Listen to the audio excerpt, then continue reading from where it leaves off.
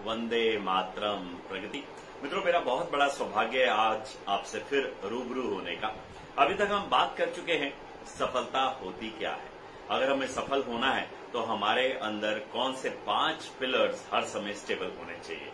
आपको याद होगा बड़े अच्छे से, पहली वाली वीडियो में हम बता चुके हैं। उसके बाद मैंने डिस्कस किया था सक्सेस की डेफिनेशन को, प्रोग्रेसिव रियलाइजेशन ऑफ वर्दी गोल्स, मूल्यवान लक्ष्यों की लगातार प्राप्ति को सफलता कहते हैं। और फिर हमने इन सब वर्ड्स का मीनिंग समझा था। मित्रों, आज बात करते हैं सबसे पहली क्वालिटी की जो सक्सेसफुल लोगों में मैंने देखी है। ये वो क्वालिटी है जो व्यवसाय हो या खेलकूद में हो या संगीत में हो या जिंदगी के किसी भी क्षेत्र में हो, किसी भी वर्टिकल में हो, ये क्वालिटी अगर है तो आप सक्सेसफुल हो सकते हैं। जी हाँ, first and the foremost quality of all the successful people is struggling attitude. जो लोग जिंदगी में संघर्ष करते हैं वो लोग जिंदगी में आगे बढ़ते हैं। कहते हैं ना, इसमें मजा नहीं है कि कब तूफान गुजर जाए उसका इंतजार करने में, मजा इसमें है कि जब तूफान चल रहा हो तो उसकी बारिश में जब नहाने का मौका मिले। जो लोग संघर्ष करते हैं वो लोग जिंदगी में एक तपे हुए व्यक्ति की तरह बाहर निकल के आते हैं। कहते हैं ना कि एक पत्थर को भी अगर भगवान बनना हो तो हथौड़े की चोट के नीचे आना पड़ता है। एक आभूषण को अगर बढ़िया बनना हो तो सोनार की हथौड़ी के नीचे आना पड़ता है, सोने को भी गलना पड़ता है। संघर्ष ही जिंदगी में सबसे पहला एक क्वालिटी है जो सभी इंपॉर्टेंट, सभी सक्सेसफुल व्यक्तियों में पाई गई है। मैं कहानी बड़े अच्छे से अपने वर्कशॉप्स में सुनाता हूं जो आपसे भी शेयर करना चाहूंगा। हमारे घर के पास चित्र विहार का झुग्गी झोपड़ी का कैंप है। यहाँ पे 10 रुपए में एक साइकिल किराए पे मिलती है 1 घंटे के लिए। पहले बहुत मिला करती थी, धीरे धीरे ये ट्रेंड कम हो गया। तो एक गरीब बच्चा वहां से साइकिल किराए पे लेता है। वो साइकिल कैसी है, उसकी चेन बार बार उतरती रहती है, ब्रेक्स कहने के लिए नीचे लटकी है, उसका हैंडल इस तरफ घुमाओ तो चिमटा इस तरफ जाता है। वो उसे किराए पे लेता है, थोड़ी सी ही चलाता है कि उसकी चेन उतर जाती है। वो वापस नीचे उतरता है, उसके हाथ काले होते हैं, उसकी चेन चढ़ाता है, फिर बैठता है। कहने के लिए पैडल के नाम पे बस 2 डंडियां निकली हुई हैं, पूरा पैडल भी नहीं होता। थोड़ी सी चलाता है, फिर चेन उतर जाती है, नीचे उतरता है, चेन चढ़ाता है। ऐसा करते करते वो दूर एक लंबा चक्कर लगा के आता है और 1 घंटा हो गया होता है। फिर भी भैया को वापस आके बोलता है, भैया भैया अभी अभी 1 चक्कर और लगा लूं, 1 चक्कर और।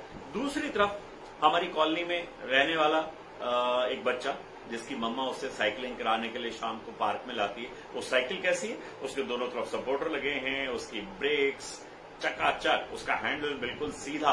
वो उस पर बैठता है, थोड़ी सी साइकिलिंग करता है कि वो नीचे गिर जाता है। तो उसकी मम्मा पीछे पीछे भागी भागी आती है, कहते बेटा तुझे लगी तो नहीं, आज की साइकिलिंग हो गई, अब कल करेंगे। इनमें से अच्छा साइकिलिस्ट कौन बनेगा?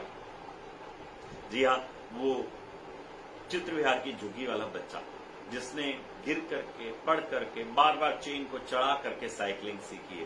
संघर्षी जीवन है। सचिन तेंदुलकर के माँ बाप ने उसे 11.5 साल की उम्र में किडनी लेके दे दिया था और बोला था बेटा जाओ बेटा वानखेड़े स्टेडियम में प्रैक्टिस करो। वो उसी गली में प्रैक्टिस किया करता था जहां अनइवन बाउंस होता था, क्रिकेट की बॉल होती थी, उसका टप्पा कहां पड़ेगा और वो जाएगी कहां इसका अंदाजा नहीं होता था। और वो बैट नहीं होता था, क्या होता था? थापी, सोटा, फट्टा, व्हाटएवर यू कॉल इट। जब इस प्रकार से खेला तो 16.5 साल की उम्र में सचिन तेंदुलकर को पाकिस्तान के दौरे पे भेज दिया गया। पाकिस्तान 30,000 लोगों से स्टेडियम भरा हुआ, स्टेडियम में आवाज हो रही है। ये सेकंड क्रिकेट टेस्ट मैच था। हिंदुस्तान का बच्चा, पहली ball was a yorker, Sachin के सर के ऊपर से निकल गई और शोर होने लग गया, हिंदुस्तान का बच्चा, इसे तो मार ही डालो, हिंदुस्तान का बच्चा। दूसरी ball was again a yorker, Sachin ने डक किया था, आकर के जोर से हेलमेट पे लगी, नीचे गिर गए, नाक से खून बहने लगा। फिजियो आए, भागे उनके नाक से खून साफ किया। सचिन से जो हमारे वाइस कैप्टन थे, रनर थे, उन्होंने आकर के पूछा, सचिन देख लो तुम अगर रिटायर हर्ट होना चाहो या कुछ। सचिन ने कहा नहीं, वो जो सचिन ने कहा वो वर्ल्ड फेमस हो गया। क्या बोला? जी हाँ, मैं खेलेगा। सचिन खड़े हुए, उन्होंने बैटिंग क्रीज पे दोबारा बैट संभाला। इस बार इट वॉज अ यॉर्कर और बिल्कुल बैट और पैड के पास टप्पा पड़ा। सचिन ने लेफ्ट में 6 लगा दिया। इस बार उसने दोबारा से वापस भाग करके बॉलर आया, उसने इस बार बॉल जो की वो दोबारा से उसने यॉर्कर की और सोचा कि इस बार दूसरी तरफ करूंगा, स्ट्रेट ड्राइव लगाना था और स्ट्रेट ड्राइव लगा दिया। ऐसी अगली बॉल, तीनों बॉल में 6 लगा दी। पूरे स्टेडियम में पिन ड्रॉप साइलेंस आ गया। अगले दिन वहां के लोकल न्यूज़पेपर द डॉन ने आधा पेज खाली छापा और नीचे लिखा, क्या लिखा? सचिन तेंदुलकर ने अपने संघर्ष से हमें बता दिया है कि उसकी वैल्यू क्या है।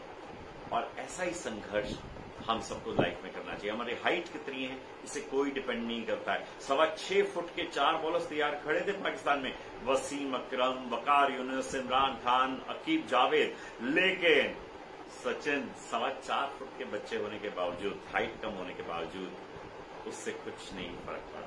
तो संघर्ष जिन लोगों ने किया है वो लोग जिंदगी में उड़ते। आप से कितने लोगों ने प्लेन में फ्लाई किया? Okay, very good. जब प्लेन में बैठते हैं तो सबसे पहले एरोस्टेस क्या बोलती है? Fasten your seat belt. क्यों? हाँ, क्योंकि उसके बाद टेक ऑफ होना है, टर्बुलेंस होना है।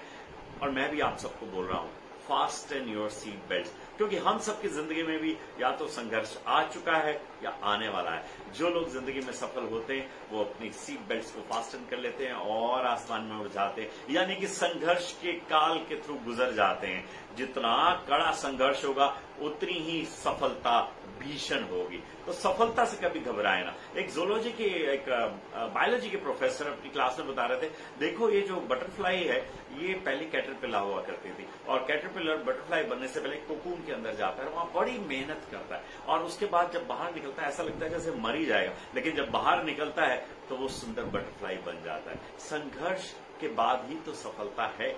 माइकल फेल्प्स से पूछा गया, जो वर्ल्ड चैंपियन रह चुके हैं स्विमिंग के, कि आप इतनी अच्छी स्विमिंग कैसे कर लेते हैं? उसने बोला कि मैं कभी भी स्विमिंग पूल में प्रैक्टिस नहीं करता, मैं हर समय सी में जाके प्रैक्टिस करता हूं, क्योंकि वहां डूब गए तो मुझे पता नहीं चलेगा कि मेरे शरीर की हड्डियां कहां गई। संघर्ष करना पड़ता है और संघर्ष से ही सफलता का रास्ता खुलता है।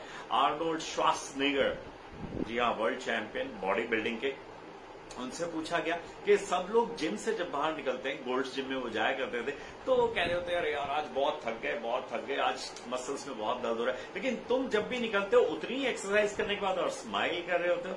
आर्नोल्ड श्वार्ज़नेगर ने बोला, मुझे बाकियों का नहीं पता, पर मुझे पता है कि मैं अंदर जब वेट उठा रहा होता हूं तो मैं सोचता हूं कि मैं वर्ल्ड कप की ट्रॉफी उठा रहा हूं। तो अगर मैं वर्ल्ड कप की ट्रॉफी उठा रहा हूं तो मुझे अच्छा लगेगा या बुरा? और यही करते करते मेरे मसल्स बन जाते हैं। हमें भी अगर जिंदगी में सक्सेसफुल होना है तो हमें क्या करना है? जी हाँ, संघर्ष के द्वारा गुजरना है। जितने ज्यादा आप अनसक्सेसफुल होने के रेट को बढ़ा दोगे उतना ही बढ़िया सक्सेस की जर्नी होगी। तो आज से ही जिंदगी में संघर्ष करने लग जाएं।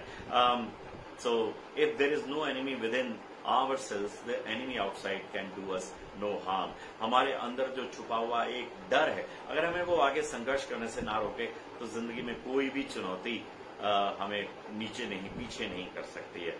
If you will work hard today, your life will be smooth tomorrow, and if you will enjoy today, relax today, your life will be hard tomorrow। आज ही संघर्ष में जुड़ जाएं, संघर्ष करने लग जाएं।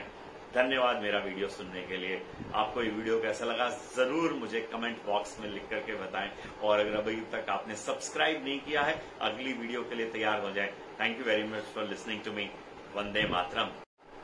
Do like, share and subscribe this video.